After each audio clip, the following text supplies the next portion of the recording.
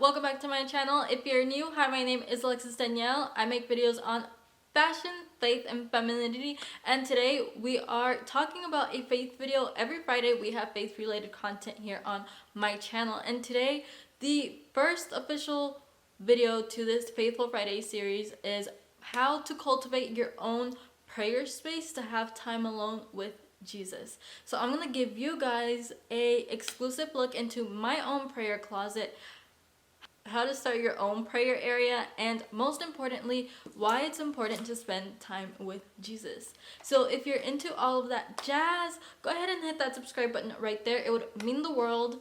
We are trying to get to 1,000 subscribers by the end of December. I think we can do it. I have faith in y'all, and I have faith in me. So with that being said, let's go ahead and jump in. Kitty, so the first part of this video is basically me telling you the importance of prayer. Now, I'm going to be referencing this book. It's the little devotional book that I've been reading, and I will link it down in the description just in case you girlies want to get it. It's God Hears Her, 365 devotionals for women by women. This devotional, there's two devotionals that I want to share with you guys. And it's not going to be the whole devotional. I'm just going to share what I got out of this. John urges us to pray in confidence because God's heart is for us. So now that we know that it's biblical for us to pray, it's biblical for us to spend time alone with God, stood out to me in this devotional when I was reading my time alone with God. And this is literally when I was asking God, should I make this video about my prayer closet? And he literally answered my prayer with him just saying, Jesus looked for opportunities to spend time with his heavenly Father in prayer. He went up on a mountain by himself to pray, and that is Matthew 14:23. He nurtured his connection with God through prayer. So my question for you throughout this video is I want you to think about, how is it with you? Will you make time with God to experience his strength and fulfillment? So that is a great passage for you guys to read. Really encourage you to not take my word for it. Go and search for yourself. And yeah, so with that being said, let's go ahead and jump into my closet tour because I know that's what you guys have been waiting for. Alright, y'all, so this is the door to my closet, and then we walk in, and my prayer area is right here. So this is what it looks like.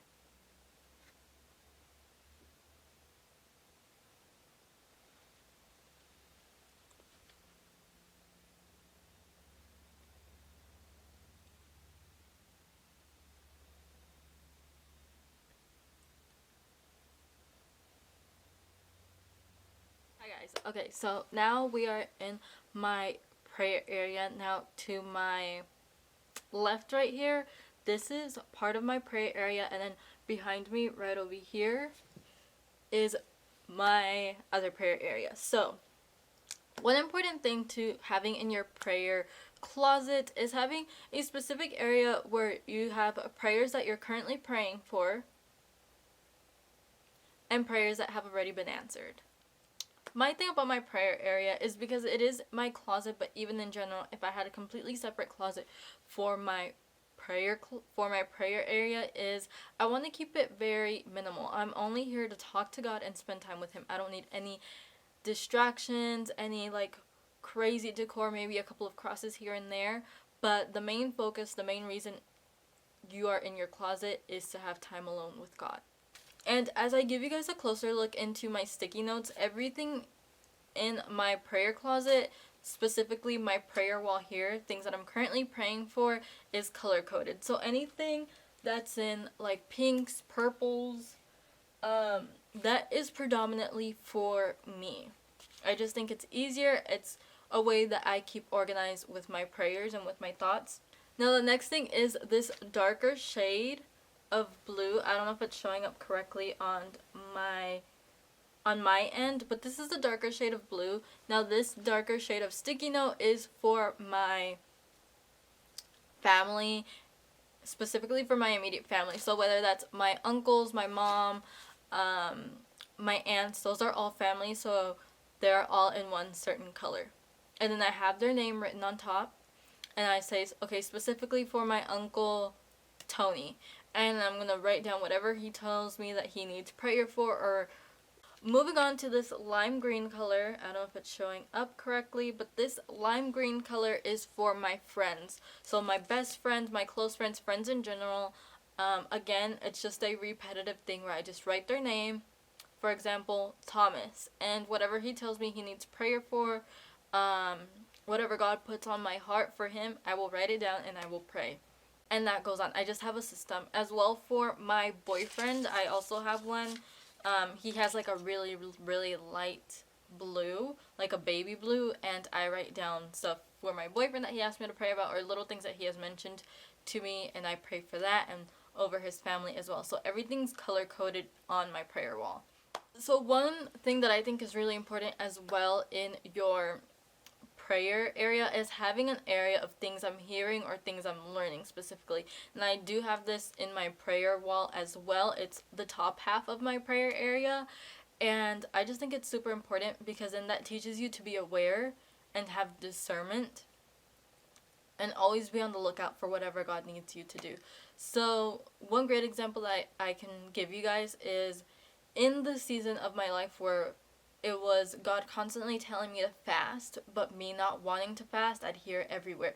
Whether that was in worship music, whether that was in podcasts, whether that was in my devotional, my Bible readings, my alone time with Him. And I'd write it down every day. Every time that I'm in here, I write, or once a week, I write things that I've been hearing. Whether that's at the beginning or end of the week, I reflect on what God has been telling me, and then I assess the situation from there. So the next thing I want to talk about is your answered prayer area. I think it's so important and vital to have your area where you're able to see prayers that are answered. Because if you just have one area where that's just your prayers and you never see what God has moved in your life, then how is that gonna reassure you and give you confidence and the faith to be like, if God moved that mountain, obviously He's gonna move this one. It might not be in the way that you want it, but the mountain will move. So just being able to see gives you encouragement, gives other people encouragement, and so on and so forth. So it's great being able to see God. Okay, so what I keep in my prayer closet is my basket, which is vital. I literally have a mess in here, but it works for me.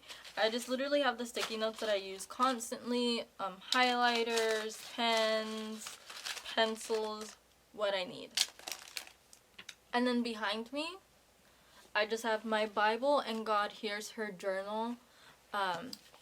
If you guys want to know, I use God's Words translation. It's a really good Bible. I honestly feel like I'm kind of getting bored of this version, so I'm honestly going to buy myself a harder version.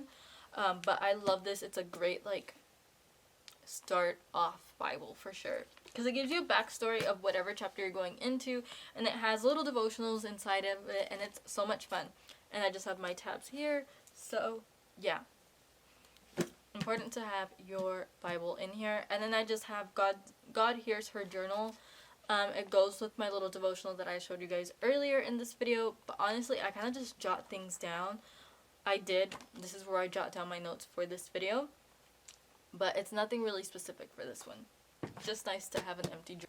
Now, this is my baby. This is my Ride or Die. This is my notebook from Target. It's the Cambridge edition. It's just a green color. And this is where I do all my devos. And I have my sermon notes and whatnot. Everything is in one. I think it's just super easy for me to do things like that. Some people like to have two. At some point I did have two, but then I ended up losing one notebook. So it was just a lot easier for me to have one notebook. And a lot of the times I do a lot of writing inside my Bible. So just to give you guys a example of what I talk about when I do. This is what my Bible usually looks like. So, and then there's sticky notes as well. So it just works out like that. And if I run out of room, I go ahead and do something like this. So this one specifically is when I was going over Rebecca and just different things that stood out to me when I was running out of space. And the good thing about sticky notes is that I can just plop stuff underneath it as well. So it's like double the space that you have. Alright guys, so I hope you guys enjoyed this video. Give it a thumbs up and hit that subscribe button right there. It would mean the world. And I'll see you guys next time. Bye.